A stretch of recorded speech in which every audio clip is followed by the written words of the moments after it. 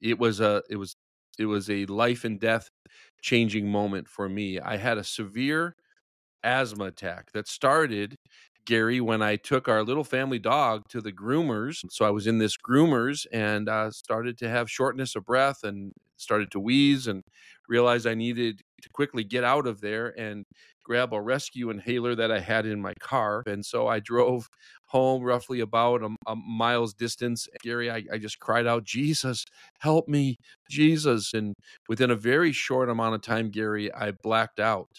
And after I blacked out there in my family room, over the next moments, I had my life pass before me and all of these scenes from my life. And I had the thought, I'm going to die and there's nothing I can do about it. Then I was in the ER. That's when I coded in the ER and they resuscitated me. The only way I can describe it is that I felt my spirit leave my body at the moment when I died.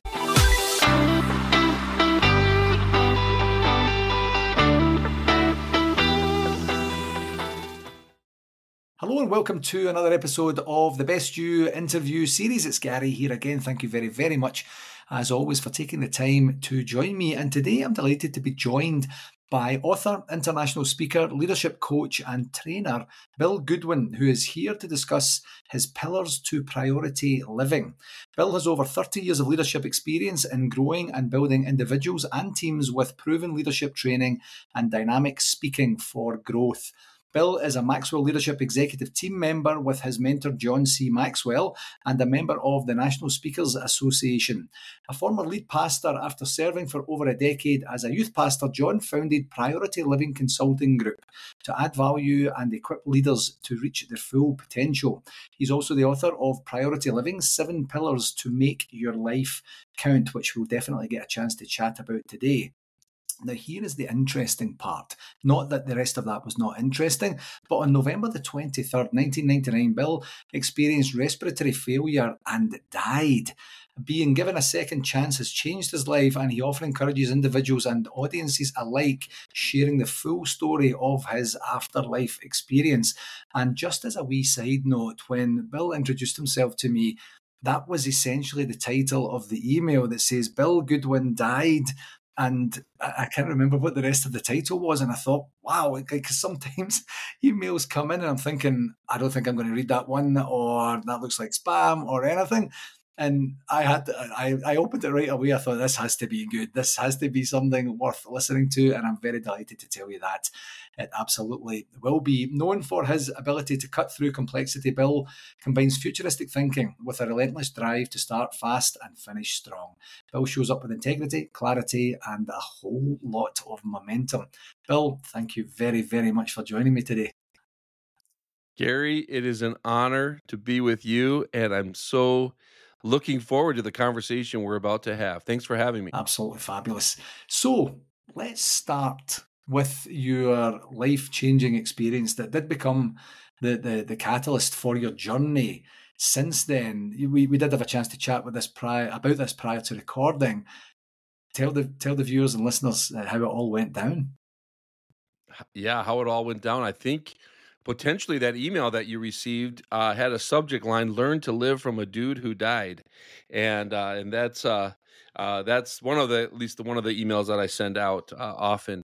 But yeah, November 23rd, 1999. We're coming up on 26 years, depending upon when you're listening to this, and it was a life and death changing moment for me. I had a severe asthma attack that started, Gary, when I took our little family dog to the groomers to get all cleaned up. And I didn't normally do that. I did grow up with some allergies and asthma like symptoms.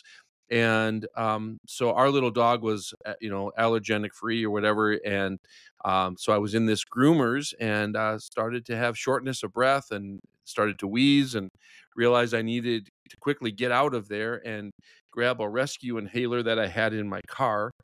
And I wasn't getting relief, and I started to panic, and I wasn't quite sure what to do. Obviously, we need to breathe to live, and so I drove home roughly about a mile's distance. And when I got home, went through my garage door into my home, And, I cried out a desperate prayer, something that with the little air that I had left, Gary, I just cried out, "Jesus, help me, Jesus." And, was quite panicky and quite scared. And I grabbed a nebulizer machine, which I could put some solution in it and, began to breathe that thinking I would get the relief I needed because I hadn't gotten that relief yet. And it was all happened so quickly, and yet everything seemed like it was in slow motion. And I called out to my daughter who was, home from a break from school watching TV, and my wife actually had gone out to run an errand that morning, and so I, had my daughter call 911, and in a short time, the paramedics arrived, and they began to give me some treatment, and within a very short amount of time, Gary, I blacked out. And after I blacked out there in my family room, over the next moments, I had my life pass before me and all of these scenes from my life. And I had the thought, I'm going to die and there's nothing I can do about it. Now, I wasn't conscious then, that was in my subconscious. Hmm. And as I had the thought, well, first of all, I was taken by ambulance to the hospital, which I do not remember that. I was unconscious. Then I was in the ER. That's when I coded in the ER, and they resuscitated me, or I've been given this second chance at life. And but I had the thought, I'm going to die and there's nothing I can do about it. And at that moment, the only way I can describe it is that I felt my spirit leave my body at the moment when I died. And in the book I share extensively the heaven encounter, that I afterlife experience I had. And um, and it gives a lot of hope for people, because we often wonder what happens when we die, and I at least can share my experience. And then I was resuscitated, and I woke up out of a medical induced coma. I'd been intubated, and I was on 100% life support for a period of hours.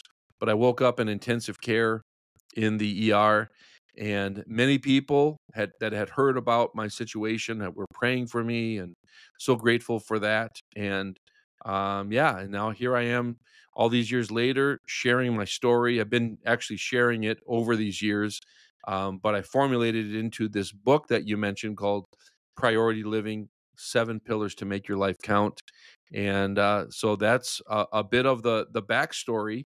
And I want to make my life count. I know that you don't have to die to want to make your life count, but it was all the more, prevalent for me. Like, okay, I've been given a second chance. How am I going to make a difference in my time that I have left? Yeah, so it's such a powerful, incredible story. And when you get resuscitated and you're starting to, appreciate, know, understand what happened to you during that time, certainly from a physical sense, Mhm. from a health perspective, how soon afterwards did you have the recollection of the experiences, the spiritual experiences that you had at that particular moment? Yeah, great question. It was instantaneous. So Right. the medical team did an amazing job of obviously resuscitating me and caring for me, getting me intubated, and Mm. then getting me on this life support, getting me transferred up to the intensive care unit and caring for me. But when I came out of that medical induced coma and my eyes opened and I had a tube down my throat, of course, my wife was standing next to my bed, and I couldn't talk because of the tube. But they gave me a clipboard, and I wrote on the clipboard. I still have the paper. Uh, it's just amazing what I scribbled. But the first thing I scribbled was, I saw Jesus. And because I had this heaven encounter. And then it's kind of humorous, because and I had tears streaming down my face as I wrote that. And then I wrote something quite funny or humorous. The next thing I wrote was, take this tube out of my mouth, I'm fine, I want to go home. And is that something? So to answer your question, I knew it instantaneously, Yeah. and I couldn't wait to tell people, you won't believe what I just experienced. It makes me think of the great quote, and I probably will get the person who said it wrong, uh, who said, you know, we really are we aren't human beings having a spiritual experience. We are spirit beings having a human experience. And that's definitely what I experienced on that day. Yeah, I've heard that quote before, and like you, I can't remember 100% who said that, but it's so profound. And in terms of your spiritual journey prior to the incident, is that when you were a pastor, you had belief at the time, and you that helped compound your experience, or did that come after the event? Sure. Yeah, I actually was a person of faith. I had come to my Christian faith when I was a teenager, having grown up in a family of parents and grandparents and so on that were people of faith. But my personal faith really came alive when I was a teenager. And then at the time when this happened, I actually was serving at a very large church as a youth pastor at the time. When Right. this happened in 1999, I was 28. I was serving as a youth pastor. And then years later, we moved from Arizona, where this happened, to Minnesota, where I currently live.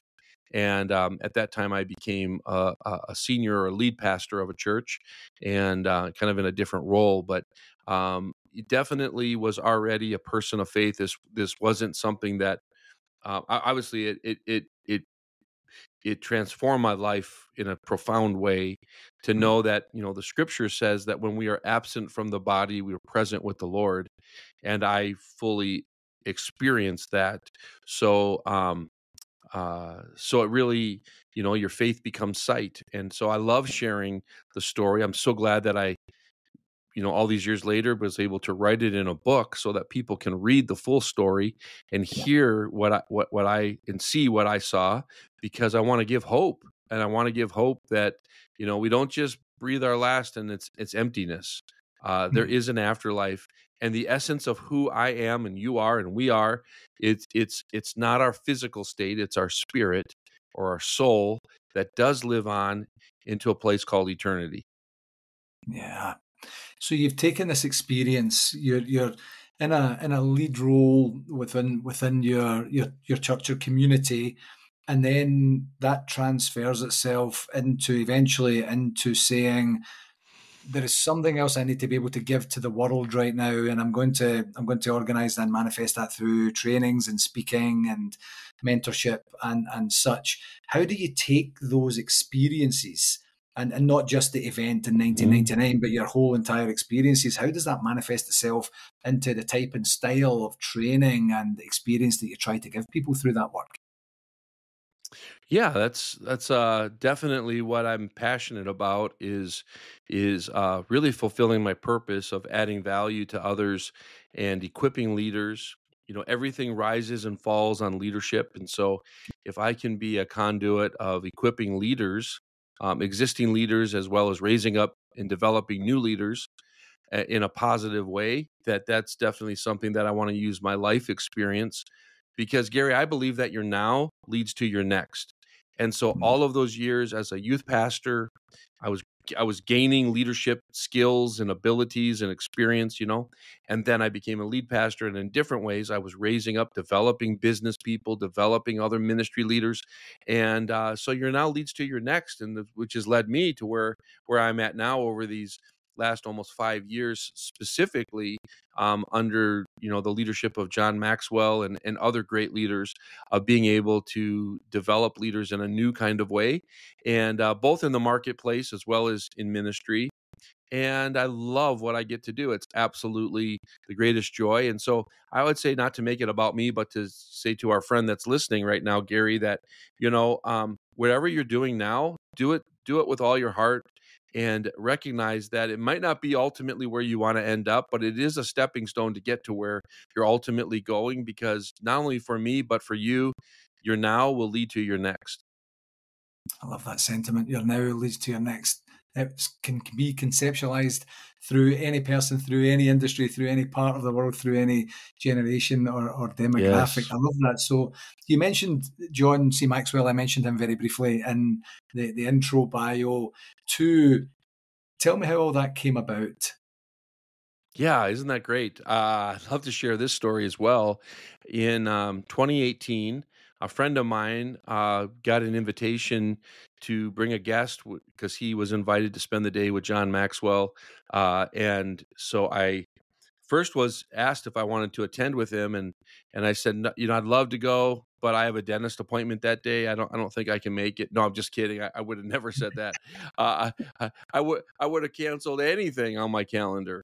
Yeah. Because like so many of us, I had read many of John's books over the years. I used to watch Minute with Maxwell online, and so many different ways that I had heard him at conferences or whatever. So I said yes to that opportunity and went down to Atlanta, Georgia, and had this incredible day. 30, 40 people probably in the room that day. And many, if not all, had opportunities to have some one-on-one interaction with John during breaks or during lunch, and just absolutely felt like I was in just a dream, a little bit of a dream. And my friend that I connected with there said, you really should look at the possibility of, at the time it was called the John Maxwell Team, which was for coaches and for speaking. And I was pastoring my church and very, very much entrenched in what was happening there. It wasn't quite the right time to even look into something else. And but after the pandemic, I did look at what would it take to be a part of the John Maxwell team, and I joined in March of 2021. And since that time, they've rebranded it. Now it's called Maxwell Leadership Certified Team, and I have thoroughly enjoyed it. I like to say, Gary, I found my tribe of people. The most dynamic, growth-minded. Many of them are people of faith, not all, but Yeah. really incredible people. I don't know the exact number, probably 58,000 coaches worldwide. The goal is to have 100,000 coaches. So if you are listening and you're like, what is this Maxwell leadership? Could I be a part of it? Reach out to me. I'll love to connect you with kind of a next step to kind of explore the possibility of being another one of the wonderful Maxwell Leadership certified team members.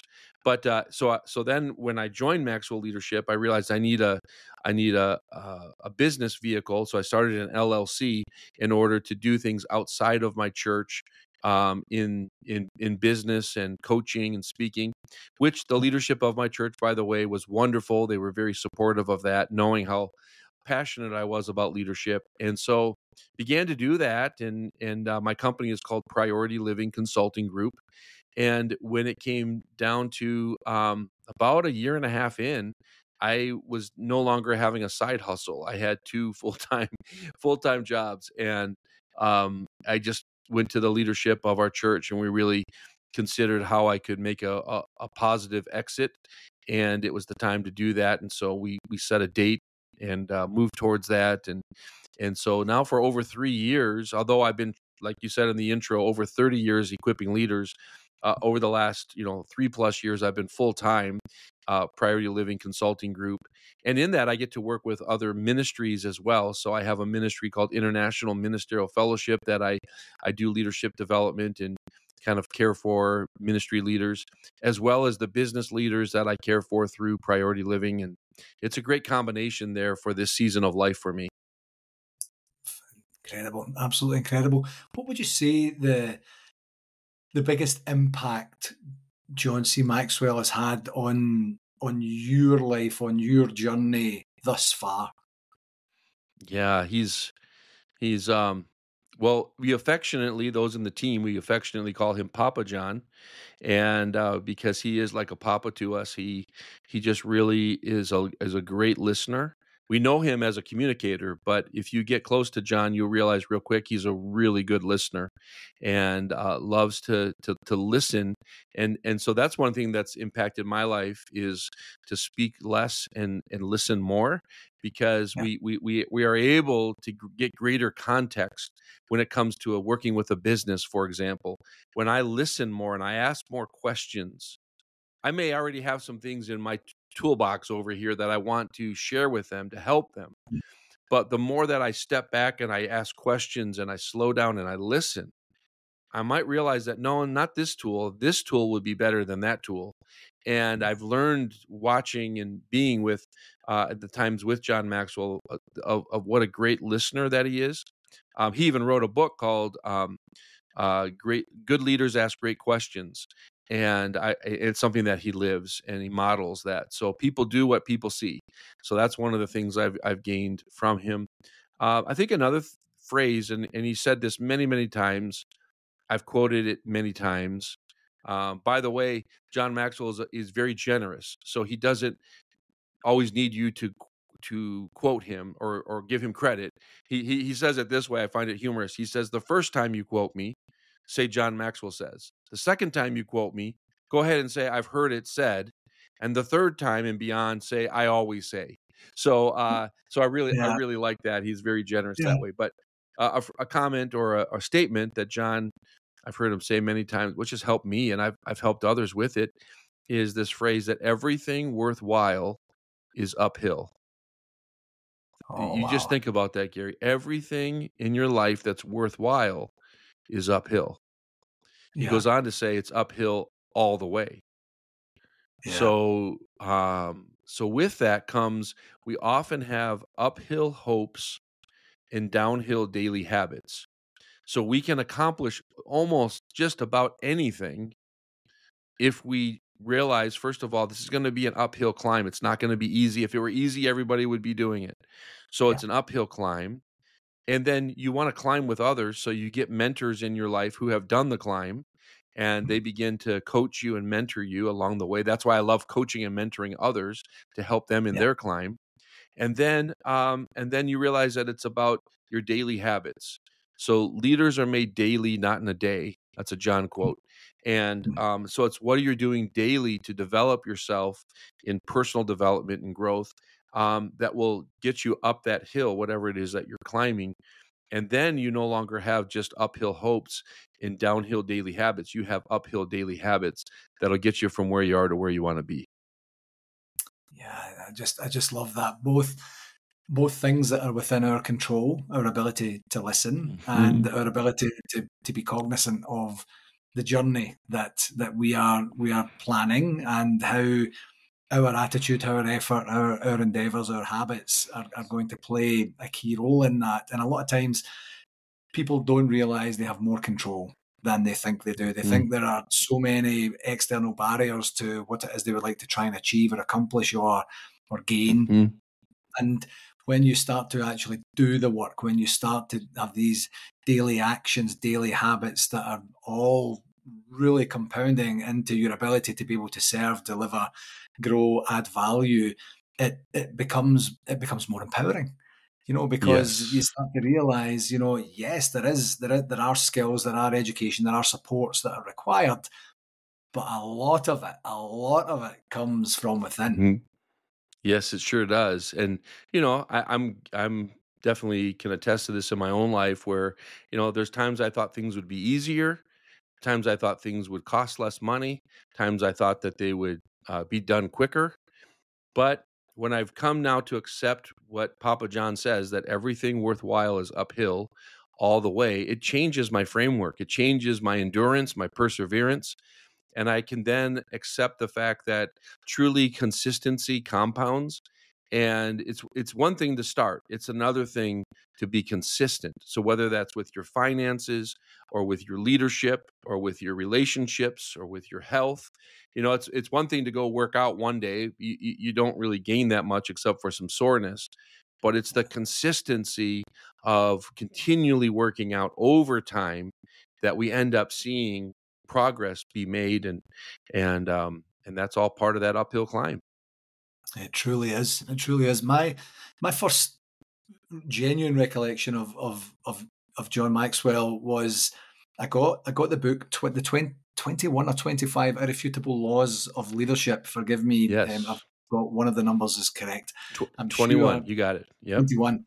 And Mhm. then what my typical process is with a hard copy book on leadership or on any self development, self education topic is to highlight the things that are meaningful for me in the time. And it took me a long time to get to the highlighting stage. I don't mind admitting, Bill, because I always like to keep my stuff good. I like to keep it neat and tidy. Yes.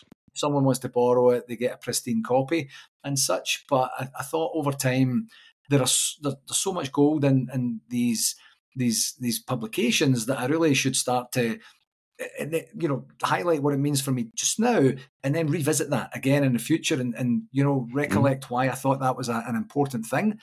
The challenge I had with that particular book is that, and this is literally no joke, I was highlighting almost every single line in the book. I was, and I'm looking for the genuine highlights to say I will remember what Yes. it meant. That's a key lesson. I'm thinking I'll have, five or six of the 21 that will be meaningful. And I got about I got about a quarter of the That's way so through the great. book, and I thought I'm running out of ink here. I'm going to have to just stop. I get the gist. I understand. I'm hooked. You have me in a brilliant read. A brilliant read, very, very well written.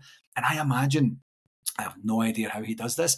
I imagine that any single person that reads that has any affiliation for or desire to understand leadership a wee bit more, it will just speak to them where they're at in that journey. And it was fascinating. I was, Mhm. I did get a tiny bit frustrated because I'm thinking, am I getting slower? Am I absorbing this differently? This is not my usual process.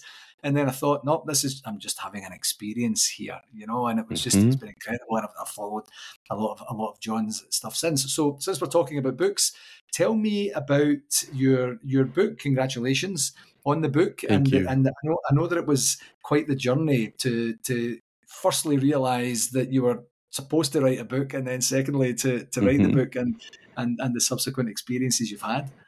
Yeah, I love to talk about it. Let me just make one other comment about John Maxwell books. He's written almost 100 books. I think it's 94 or something like that books.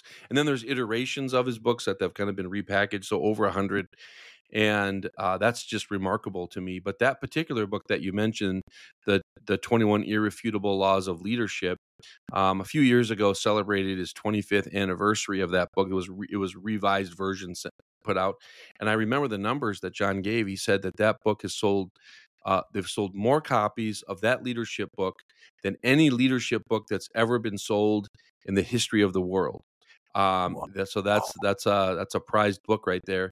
And he sold 34 million copies of that book, and he personally trained leaders in 195 countries on content from that book. I think it's 5-6 million leaders were in Yeah. audiences with John as he actually taught from that book over a period of the 25 years since he wrote that book. So absolutely, that's a classic. You can put that up there with Stephen Covey or Good to Great. Different great books, or Think and Grow Rich.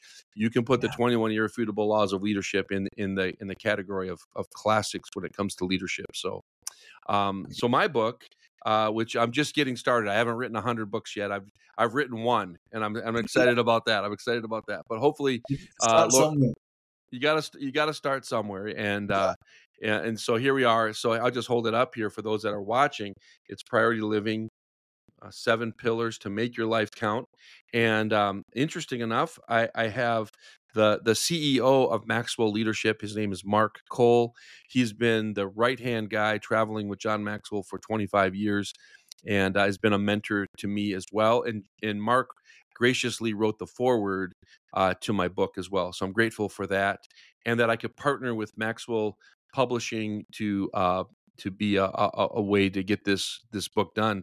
But so my book really is this backstory that we started with in 1999 when I had this respiratory failure and died, and then since that time, I didn't set out to write a book. I didn't set out to come up with this priority living or this framework or these 7 pillars. I just wanted to make my life count. So I began to think about, what are the ways I can be intentional to make my life count. And little by little, things would fall into place, like things like relationships or having fun in life, not just letting your life be work, but let it be fun and exploring this planet and purpose and personal growth and all these things. So in more recent years, it has all come together, Gary, to be a framework that I call priority living. And these 7 pillars built on a foundation are really all about how I'm intentional to make my life count. I'm always quick to say this is a self-help book. It's not a shelf-help book. We get many books that we put on the shelf we never read. This is Yeah. one that you have to read it in order to get the benefits of it. But I also would say that This isn't like 7 steps to get successful or 7 steps to become, wealthy. This is really a framework to you continually live on and on and on. It's about being intentional Yeah. about these 7 pillars as areas or lanes in my life that I'm mindful of so that I live a fulfilling life. Hopefully, I'm adding value to others in the journey. It's not just about me. And that when I get to the end of my life, again, whenever that comes about, that I can look back on my life and say, I was intentional to make my life count. So that's really the backstory or the overview of it. And if you want me to share what these 7 pillars are, I'm happy to do that as well. Yes, please. Yes, please. Yeah. So you start with purpose. We always start with purpose. What's your purpose? And so the first pillar, the first 7 chapters, each of those chapters are a different pillar, by the way. And the first chapter and the first pillar is purpose, because we start with purpose. And I have 10 questions in that chapter that help the reader begin to unpack and think about their own purpose. I love the quote from Mark Twain when he said, "The 2 greatest days in your life are the day you were born and the day you discover why." Wow, is that Yeah. powerful? You, Yeah. friend, were born with a purpose. Are you fully living your purpose? Well, I I help you unpack that with that first chapter on purpose. Then we move to personal growth, or we move to the pillar is growth, and that started for me when I was a teenager. My Uncle Tom and Aunt Carolyn, who were entrepreneurs, small business owners in Cincinnati, Ohio, would come out to Arizona where I was growing up, and their family would visit, our extended family. And my Uncle Tom saw potential in me. And I just want to ask you today, who do you see potential in that you could invest in, that you can encourage, that you can, help develop them? My Uncle Tom was instrumental in my life because he saw potential in me as a Mm. teenager trying to find my way, and began, and this goes back to the 1980s, and he gave me these cassette tapes, if you remember those, of Yes, of Zig Ziglar. Gave me books. I have them on my shelf behind me here. "See You at the Top" by Zig Ziglar, Og Mandino books, "The Greatest Salesman in the World." All these yeah. books back then that were really helping to develop me to have an appetite for personal development, and I'm so grateful for that. He really invested in me. And so the second pillar is growth. And so I really talk about how are you growing yourself. Be better than yesterday. Every day we're to be better than the day before. Then we get into the next pillar, the next chapter, which is impact. Once you Mm. discover your purpose, then you're growing yourself. Now you can make an impact in this world. I say this phrase in that chapter is, "Do small things, make big waves." And so making an impact doesn't necessarily mean changing the world. It means changing your world. It means doing the things that are maybe seem rather small, but they're making big waves. And so we unpack that in that next chapter, that next pillar, which moves us to the fourth pillar, which is the pillar of rhythm. And rhythm is so important in our life. Gary, I see many people going nowhere fast. They're just Yeah. going through day by day by day by day. And you know that the culmination of your days becomes the culmination of your life. So how you're living your days, are you okay with the way your life is being unfolded before you? So with impact, or excuse me, with rhythm, I say we want to build a life, not just a schedule. Build a life, Yes. not just a schedule. And so I really talk about how you gain rhythm in your life. And it's really the picture of a semicircle. It's like a pendulum.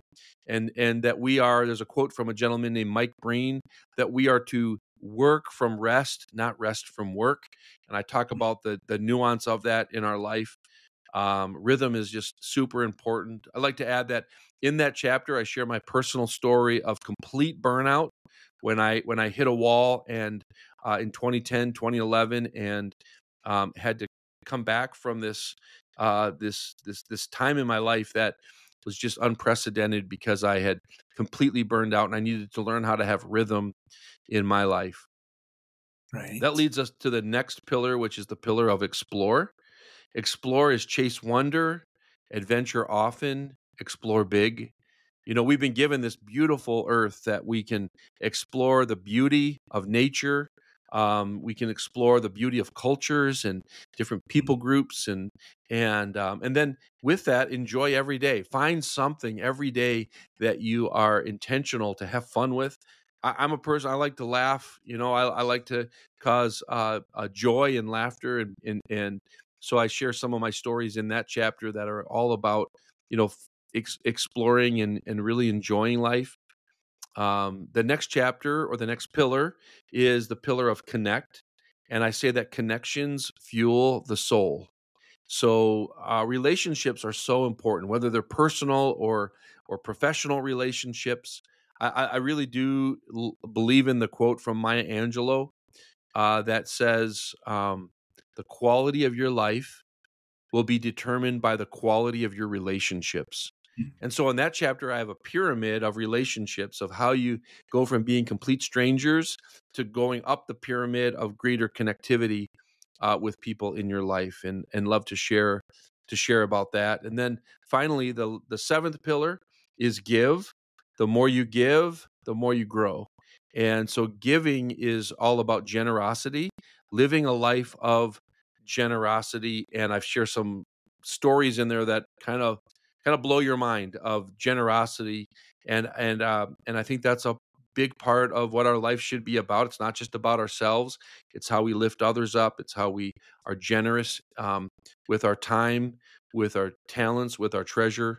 And so those are the seven pillars, and those are things that I'm intentional about in my life, and continue to grow in how I live these out. But this is not theory. I've been living in this space, for 20 plus years. And I felt like it was time to share this with the world. And one of those ways is obviously through the book, but the book has led me to you and these podcasts that are able to share this message, to encourage others to make their life count. And then I know I've gone kind of long here, but let me just add, there's three additional chapters. There's a chapter on priorities, because this is all about priority living.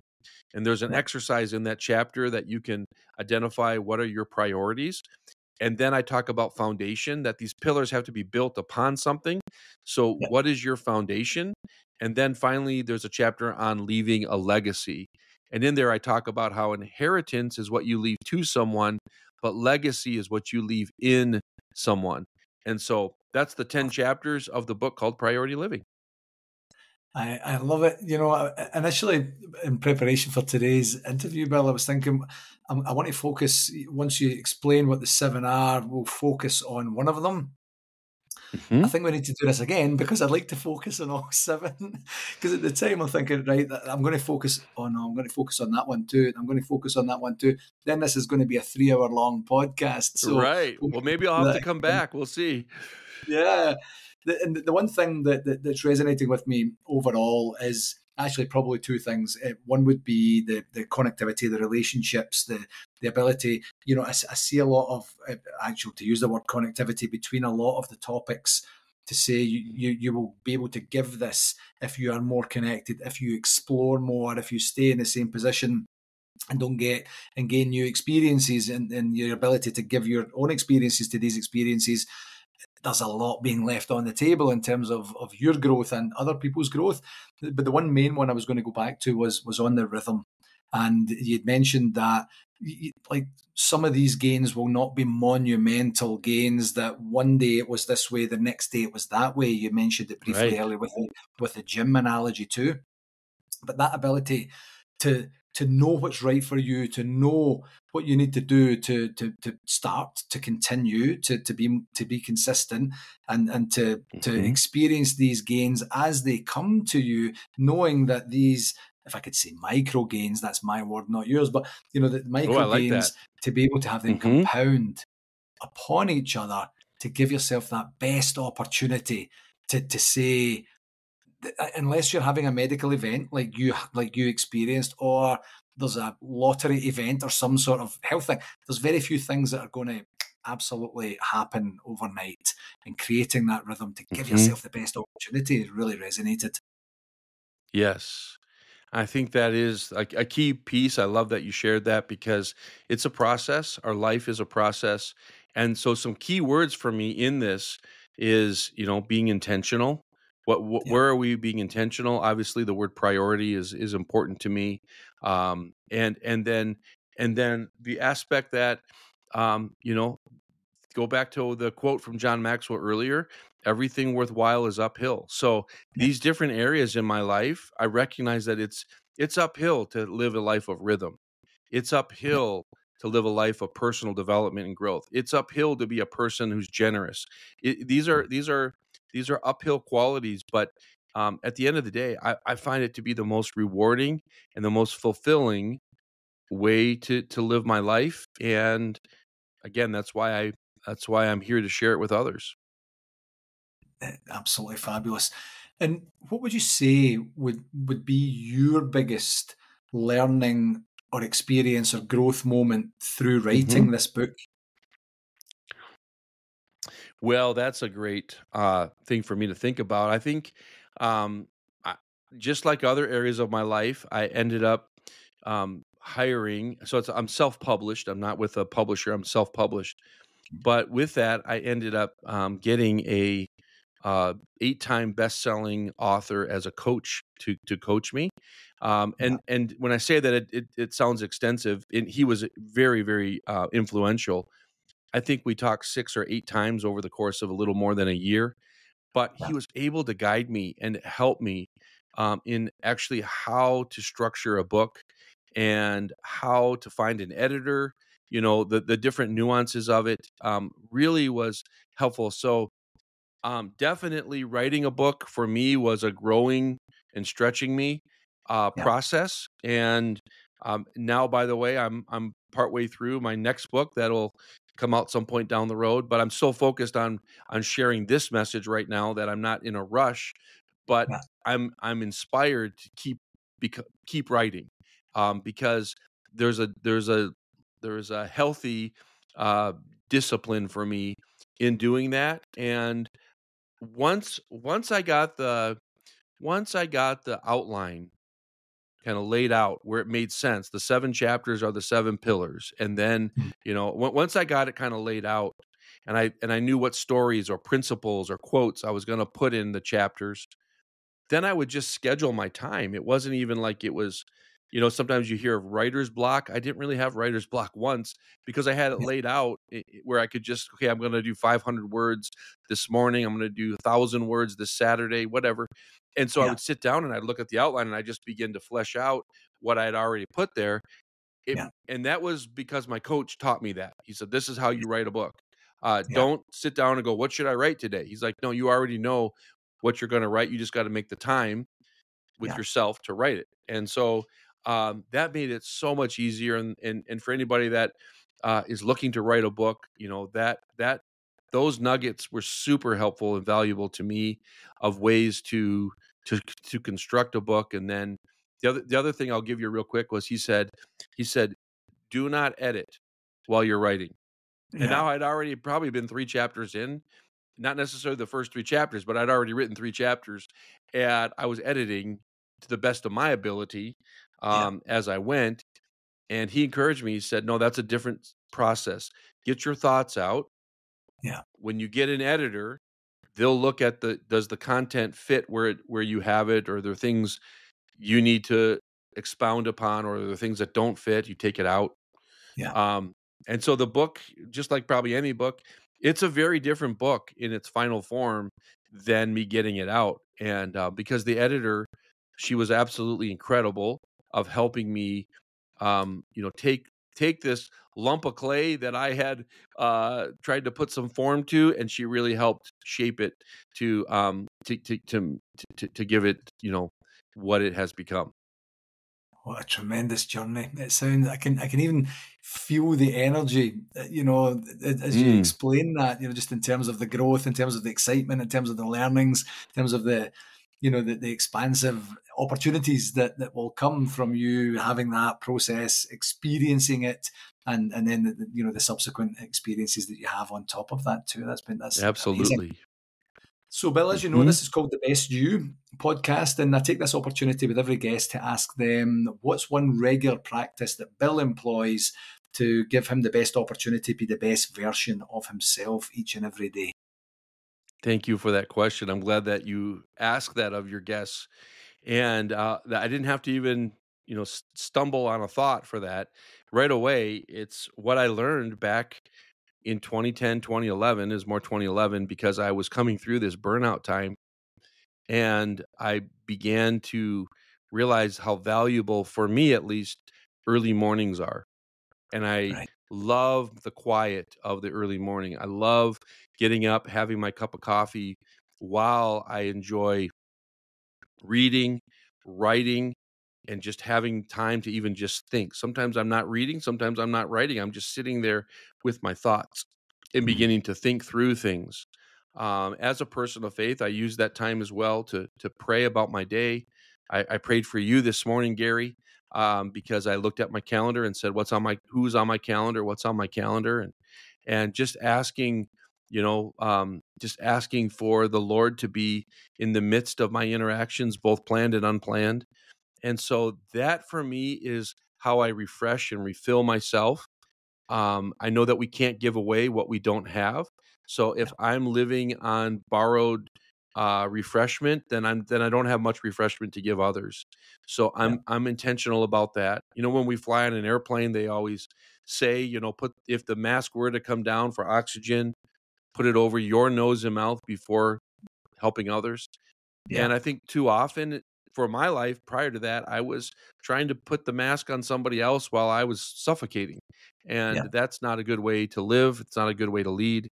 So I'm intentional about my mornings. I'm intentional to slow down and get myself in a place where I'm centered and reading personal development books when I'm writing, I'm thinking, so that when I move on with my day, the things that are on my day, I for the most part am coming at it in a refreshed and a clear-headed and a refreshed state. So that's what I do to be the best me, and it works. It's tended to work since 2011. So just continue with that. And that leads itself into the intention that you spoke about earlier. You get that opportunity to, as you say, lead into the day with more clarity, awareness, intention, I should say, and that ability to be able to deliver as much as you possibly can when you possibly can too. I love it, absolutely love it, Bill. Before I let you go, where can people find out more about you and more about the book? Yeah, thank you for asking. You can, first of all, I'd love for you to come and download a free chapter of the book. It's available. I'll give you two URLs. It'll take you to the same place. You Yeah, can go to PriorityLivingBook.com, which will take you to my business page, which is PriorityLivingCG.com. That stands for Priority Living Consulting Group. So I'll yeah, give it again. It's PriorityLivingCG.com. You'll see on the homepage as well as the book page. The book page has endorsements from others about the book, and yeah. then but both the homepage and the book page give you an opportunity to download a free chapter of the book. I encourage you to do that, and then it's available on Amazon. You can get the book through my website; it'll link you there. But otherwise, just go to Amazon, put in Priority Living, Bill Goodwin. You can get an ebook, you can get a paperback or a hardcover of the book there, and that's where the book's available. As far as reaching out to me, I am open for speaking engagements. If I could add value to your audience, I'm a coach, so if I could connect with you on some type of leadership coaching, I would love to connect with you about that. And you can reach me through my website. You can find me on LinkedIn and Facebook just under my name, Bill Goodwin, Goodwin. And I'm also on Instagram. For those that are there, you can find me at Coach Bill Speaks. And I look forward, Gary, to connecting with some of your audience on a personal level, and however I can add value and equip leaders. And I'm here to do just that. Amazing.